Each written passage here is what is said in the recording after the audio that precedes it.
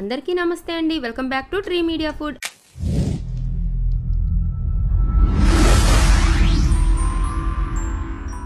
ఎలా ఉన్నారు అందరూ? పిల్లలు స్కూల్ నుంచి రాగానే ఈవినింగ్ స్నాక్ ఏదైనా పెట్టమని గోల చేస్తూ ఉంటారు కదా. ఆ ఇచ్చే స్నాక్ హెల్దీ కూడా అయితే ఇంకా హ్యాపీ తల్లులకి మామూలుగా ఉండదు. ఈ సొరకాయ సర్వపిండిని పిల్లలకి చేసి పెట్టండి, చాలా ఇష్టంగా తింటారండి. పిల్లల నుంచి పెద్దల వరకు అందరూ ఎంజాయ్ చేస్తారనమాట. నోటికి కొంచెం కారం కారంగా కమ్మగా ఉంటుందండి ఈ సొరకాయ సర్వపిండి అనేది. మరి ఇంకా లేట్ చేయకుండా దీన్ని ఎలా చేసుకోవాలో ప్రాసెస్ ఏంటో స్టార్ట్ చేసేద్దామా? ముందుగా ఒక గిన్నెలోకి 1 కప్పు సొరకాయ తురుముని తీసుకోండి. ఇది బాగా లేత సొరకాయ అండి, అందుకని చెక్కుతో సహా తురిమేసానమాట. ఒకవేళ కొంచెం ముదురుగా అనిపిస్తే చెక్కు తీసేసి ఇలా తురిమేసుకోండి. ఈ గింజలు కూడా చాలా పల్చగా లేతగా ఉన్నాయండి, సో కొంచెం గింజలు కూడా వేసేసాను నేను. ఆ తర్వాత ఇందులో 1 కప్పు ఉల్లిపాయ ముక్కలు, అలాగే ఒక 2-3 పచ్చిమిరపకాయల్ని బాగా సన్నగా తరిగాను, 1 టేబుల్ స్పూన్ ఏమో అల్లం తరుగు, కొంచెం కరివేపాకు, అలాగే కొంచెం కొత్తిమీరను కూడా బాగా సన్నగా కట్ చేసుకొని వీటన్నిటిని కూడా ఈ గిన్నెలో వేసేసేయండి. ఆ తర్వాత 1 టీ స్పూన్ జీలకర్ర, 1 టేబుల్ స్పూన్ నువ్వులు, ఇవి వేయించలేదండి, పచ్చి నువ్వులే, ఒక 2 టేబుల్ స్పూన్ల పచ్చి శనగపప్పు ఒక 10 నిమిషాల పాటు నానబెట్టేశానండి. ఆ తర్వాత రుచికి సరిపడినంత ఉప్పు, ఒక పావు టీ స్పూన్ కారం కూడా యాడ్ చేసేసి వీటన్నిటిని బాగా మిక్స్ చేసేసేయండి. మీ టేస్ట్కి తగ్గట్టు ఉప్పు కారాలు అనేవి అడ్జస్ట్ చేసుకోవచ్చు. ఆ తర్వాత 1 కప్పు బియ్యపిండి తీసుకోండి.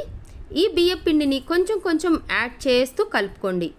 ఈ బియ్యపిండి కొలత ఇంతంటూ ఏం లేదండి, మనకి సొరకాయలో ఎంత వాటర్ క్వాంటిటీ వస్తుందో దాన్ని బట్టి ఈ బియ్యపిండిని యాడ్ చేసుకోవడమేనమాట.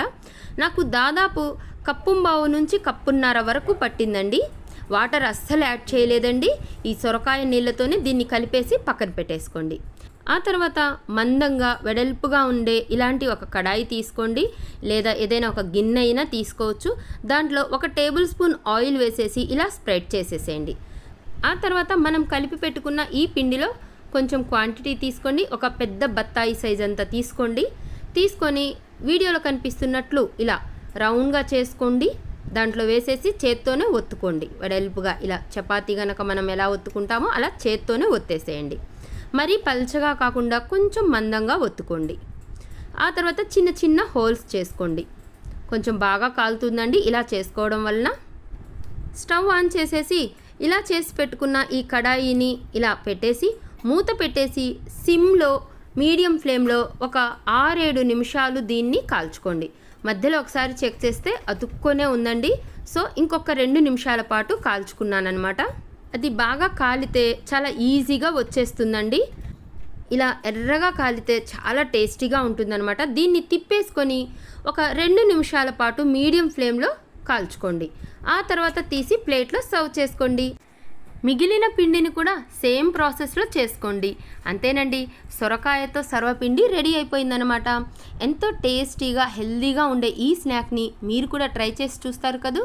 ట్రై చేశాక ఎలా వచ్చిందో నాకు కింద కామెంట్ బాక్స్లో చెప్పండి. నా వీడియో కనుక నచ్చినట్లయితే లైక్ చేయండి, షేర్ చేయండి, సబ్స్క్రైబ్ చేయండి. థ్యాంక్ యూ సో మచ్ అండి. Thank you.